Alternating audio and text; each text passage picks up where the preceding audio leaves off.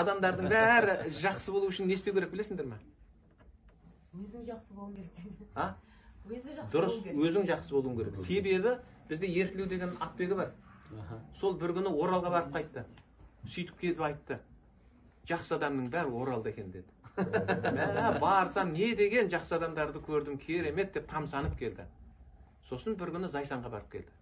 Сөйтіп айтты. Наймандар керемет екен деді. Ақ көңіл, аңқау, адал, не бір адамның жақсысын сол жақтан көрдім деді. Сосын мен айттым, Ереке, мәселе өзіңізде деді. Егер сіз жақсы болмасаңыз, анау жақсы адамдарды көрмейтін едіңіз деді. Адам өзі жақсы болатын болса, адамдардың бәрін жақсы жағынан көреді да. Өзі жаман болатын болса, адамдардың бәрі оған жаман сияқты болады. Үш адам келе жатыр дейді айдалда. Қараса, анау жерде біреу бірдеңе қазып жатыр. Біреу ойлапты. Мынау біреуді өлтіріп қойып, ешкімге көрсетпей көміп тастайын деп жатыр депті. Сөйтсе екіншісі айтты. Мынау бір қап алтын тауып алған болу керек, алтынын осы жерге жасырып қояйын деп жатыр депті. Сонда үшінші адам айтты. Бұл құдық қазайын деп жатыр, өткен кеткендер су ішсін деп дейді. Қарашы, қалай жақсы ойлау деген қандай, жаман ойлау деген қандай. Сонда әркім өзінің жүрегінде не бар, сол шығады екен ғой тілінен.